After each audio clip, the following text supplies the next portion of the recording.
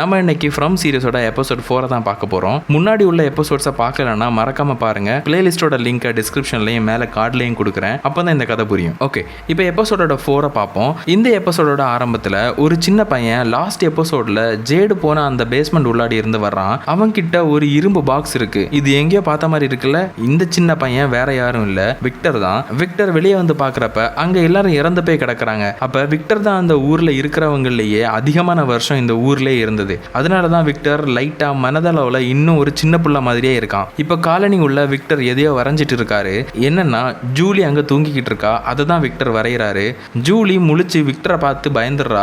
Victor ஜூலியை பார்த்து நம்ம கனவு காண்போம், அந்த கனவை நம்ம மறந்துடுவோம். ஆனா ஒருவேளை அந்த கனவை எல்லாம் உண்மையா நடந்திருந்தா எனக்கு மறந்து போன சில விஷயங்கள் ஞாபகம் வருது, நான் அதை கனவுன்னு நினைச்சேன்னு விக்டர் ஜூலி கிட்ட சொல்லிட்டு அவர் வரைஞ்ச டிராயிங்கை ஜூலி கிட்டே கொடுத்துட்டு போயிடுறாரு. இப்ப பாயட காமிக்கிறாங்க. லாஸ்ட் எபிசோட்ல பிராங்க போட்டு வச்சிருந்த அந்த பாக்ஸுக்கு வராரு. அங்க பிராங்க கை கால் எல்லாத்தையும் அந்த மான்ஸ்டர்ஸ் பிச்சு போட்டு வச்சிருக்கு. பிராங்கோட டெட் பாடியை ஒரு தள்ளு வண்டியில போட்டு அடக்கம் பண்றதுக்காக சர்ச் ஃபாதரை பார்க்க போறாரு. அப்படியே அந்த தள்ளு வண்டியை இழுத்துட்டு போகும்போது ஜிம்மும் அவரோட பையனும் சாப்பிட்றதுக்காக அங்க இருக்கிற ஹோட்டலுக்கு போறாங்க. அந்த ஹோட்டல்ல மட்டும்தான் சாப்பாடு கிடைக்கும், தனியெல்லாம் சமைச்சு சாப்பிட முடியாது. எல்லாரும் சேர்ந்து வெஜிடபிள்ஸை விளைய வச்சு அந்த ஹோட்டலுக்கு கொடுப்பாங்க. கென்னியோட அம்மா அங்க சமைச்சு எல்லாருக்கும் கொடுப்பாங்க. சோ ஜிம்மும் அவரோட பையனும் அந்த ஹோட்டலுக்கு சாப்பிட போறாங்க. அப்ப ஜிம் டாய்லெட் போன கேப்ல விக்டர் ஜிம்மோட பையனை கிட்ட வந்து பேசுறாரு. என்ன சொல்றாரு அப்படின்னா, மரங்கள் எல்லாம் 4 இன்ச் முன்னாடி வந்து இருக்குன்னு. லாஸ்ட் எபிசோட்ல கூட இவர் மரங்கள் எல்லாம் மூவ் ஆயிருக்கா இல்லையான்னு பார்த்திருப்பாரு. அப்ப கூட ஜிம்மோட பையன் வந்து கேட்டிருப்பான்ல, அதுக்கு இப்பதான் அவர் பதில் சொல்றாரு. கூடவே ஒரு பிக்சரை ஈத்தன் கிட்ட கொடுக்குறாரு. அதுல அந்த ஒயிட் கலர் ட்ரெஸ் போட்ட பையன் இருக்கான். விக்டர் ஜிம்மோட பையன் கிட்ட இதுதானே அந்த பையன் கேட்க ஜிம்மோட பையனும் ஆமா இவன் தான் சொல்றான். அப்ப விக்டர் என்ன சொல்றாருன்னா, அப்ப அந்த ஒயிட் கலர் ட்ரெஸ் போட்ட பையன் உண்மைதான், அவன் என்னோட கனவு இல்லை அப்படின்றாரு. இதுதான் எபிசோடோட ஸ்டார்டிங்ல ஜூலி கிட்ட விக்டர் ஒன்னு சொல்லுவார்ல, நம்ம கனவு காணுவோம், அந்த கனவை நம்ம மறந்துடுவோம். ஆனா அது ஒருவேளை கனவா இல்லாம உண்மையில நடந்திருந்ததுன்னா எனக்கு மறந்து போன சில விஷயங்கள்லாம் ஞாபகம் வருதுன்னு சொல்லியிருப்பார்ல, அதோட அர்த்தம் இதுதான். ஆக்சுவலி விக்டர் சின்ன வயசுல இந்த பையனை பார்த்திருப்பார் போல, அதனால தான் கரெக்டா வரைஞ்சு கொண்டு வந்து இருக்காரு. அப்படியே பேசிட்டு இருக்கிறப்போ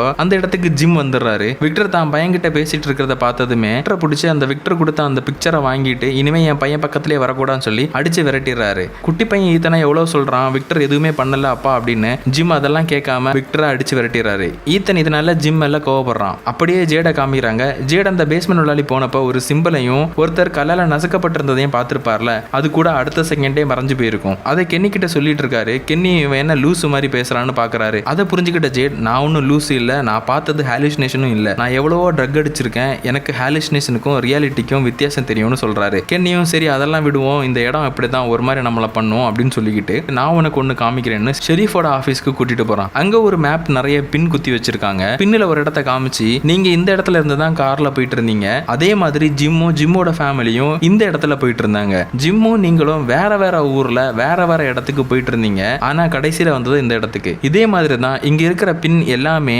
ஒவ்வொருத்தவங்க கடைசியா பயணம் பண்ண இடம் அப்படின்னு கென்னி சொல்ல, ஜேடும் வாய்ப்பே இல்லை, ஏதோ இருக்கு இந்த ஊர்ல, அதை நான் கண்டுபிடிக்க போறேன்னு சொல்றாரு. அதுக்கு கென்னி, இங்க வர்ற எல்லாருமே இப்படிதான் நினைப்பாங்க, இங்க இருக்கிற மான்ஸ்டர்ஸ் தான் ப்ராப்ளம்னு. ஆனா அந்த மான்ஸ்டர்ஸ் இல்ல இங்க ப்ராப்ளம், இந்த ஊரு தான் ப்ராப்ளம். நீ இந்த ஊர்ல வாழ பழகிக்கல அப்படின்னா இந்த ஊர் உன்னை பைத்தியமாக்கிறோம். ஆனாலும் ஜேடுக்கு அந்த ரெட் கலர் சிம்பிள்ல ஏதோ இருக்குன்னு தோணுது. அங்கிருந்து போறப்ப திடீர்னு ரேடியோல இஸ்ன்னு ஒரு சவுண்ட் கேக்குது. இதை கேட்ட ஜேடு ஹாப்பி ஆகுறாரு. அப்ப கென்னி, இதுக்கெல்லாம் ஹாப்பி ஆகாத, அடிக்கடி இப்படிதான் ஒர்க் ஆகும், ஆனா நம்மளால யார்கிட்டயும் பேச முடியாது, அப்புறம் ஆஃப் ஆகிரும்னு சொல்றாரு. ஜேடு அந்த ரேடியோவை எடுத்துக்கிட்டு அங்கிருந்து போயிடுறாரு. அப்படியே ஜிம்ம காமிக்கிறாங்க. ஜிம்மோட ஒய்ஃப் ஜிம் கிட்ட காலனிக்கு போனதாவும் அங்க ஜூலிய பார்த்ததாவும் சொல்றாங்க. கூடவே ஜிம்மும் ஜிம்மோட ஒய்ஃபும் டிவோர்ஸ் ஆக போற விஷயம் பொண்ணுக்கு தெரிஞ்சிடுச்சுன்னு சொல்றாங்க. இப்பதான் நமக்கே இந்த விஷயம் தெரியுது. அப்படியே டிவோர்ஸ் பத்தி பேசிட்டு இருக்கும்போது 2 பேருக்கு இடையில சண்டை வர ஆரம்பிக்குது. மாறி மாறி வீட்டுக்கு வெளியே நின்று சண்டை போட ஆரம்பிக்கிறாங்க. வீட்டுக்குள்ளாடி ஜிம்மோட பையன் ஈத்தனை பார்க்க விக்டர் வந்திருக்காரு.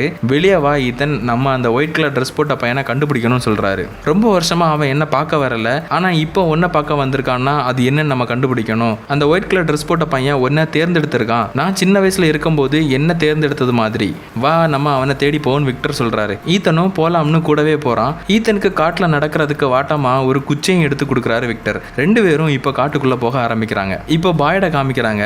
பிராங்க நைட்ல அந்த பாக்ஸ் குள்ளாடி போட்டிருந்தப்போ பாக்ஸை உடைச்சுதான் அந்த மான்ஸ்டர்ஸ் பிராங்க கொண்டு இருக்கும். இதனால அந்த பாக்ஸ்ல ஏற்பட்ட டேமேஜை பாய்டு சரி பண்றாரு. அந்த இடத்துக்கு சர்ச் ஃபாதர் வர்றாரு. வந்து பாய்ட பார்க்கும்போது பாய்டு கோவம் சோகம் எல்லாம் கலந்த மாதிரி இருக்காரு. சர்ச் ஃபாதருக்கும் புரியுது, பிராங்க அந்த பாக்ஸ்ல போட்டனாலதான் நம்மளே ஒருத்தனை கொண்டுட்டமேன்னு பாய்டு ஃபீல் பண்றாருன்னு. சர்ச் ஃபாதரும் பாய்டு கிட்ட பேசுறாரு. பாய்டு பிராங்க் இறந்து போனதுக்கு நீ காரணம் இல்ல. சொல்ல போனா இங்க இறந்து போனவங்களோட இறப்புக்கு நீ எந்த விதத்திலையும் காரணம் இல்ல. நீ தான் இந்த மக்களை லீட் பண்ணி கொண்டு போகணும் பாய்ட். இந்த சாபம் நிறைஞ்ச இடத்துல இருந்து மக்களை நீ தான் அவங்கவுங்க வீட்டுக்கு கூட்டிட்டு போகணும். எல்லாரும் ஒன்னு நம்புறாங்க. உன்னோட ஒய்ஃபும் அப்படிதான் நம்பினான்னு சொல்ல பாய்டுக்கு அவரோட ஒய்ஃபை பத்தி பேசினதுமே கோவம் வருது. இருந்தும் சர்ச் ஃபாதர் பேசுறாரு, நீ தான் அந்த சிம்பிள் போட்ட கல்ல கண்டுபிடிச்ச. அப்படி நீ கண்டுபிடிச்ச 3 மாசமா யாருமே இறந்து போகல. ஆனா அதுக்காக நீ கொடுத்த வேலை தான் பெருசுன்னு சொல்றாரு. இந்த சர்ச் ஃபாதர் சொல்றத பார்த்தா பாய்டு 3 மாசம் முன்னாடி தான் இந்த சிம்பிள் போட்ட கல்ல கண்டுபிடிச்சிருப்பாரு போல. அப்போ பாய்டு கூட அவரோட ஒய்ஃப் இருந்திருக்காங்க. ஆனா இப்போ பாய்டு கூட அவங்க ஒய்ஃப் இல்ல, மேபி இறந்து போயிருக்கலாம் போல. சரி, கதைக்கு வருவோம். இப்படியெல்லாம் அந்த ஃபாதர் சொல்லிட்டு கூடவே நீ தான் எங்களுடைய நம்பிக்கைன்னு சொல்றாரு. நீ தான் இந்த மக்களை காப்பாற்றணும், அதுதான் உன் ஒய்ஃபும் விரும்பினான்னு சொல்லிட்டு அங்கிருந்து சர்ச் ஃபாதர் கிளம்பிடுறாரு. இப்போ வீட்டுக்கு வெளியே சண்டை போட்டிருந்த ஜிம்மோட ஒய்ஃபையும் காமிக்கிறாங்க. வெளியே சண்டை போட்டுட்டு இருந்தவங்க அப்படியே வீட்டுக்குள்ள வந்து பாக்குறப்ப ஈத்தனை காணோம். வீட்டோட பேக் டோர் வேற ஓபன் ஆயிருக்கு. வெளியே போய் பார்த்தா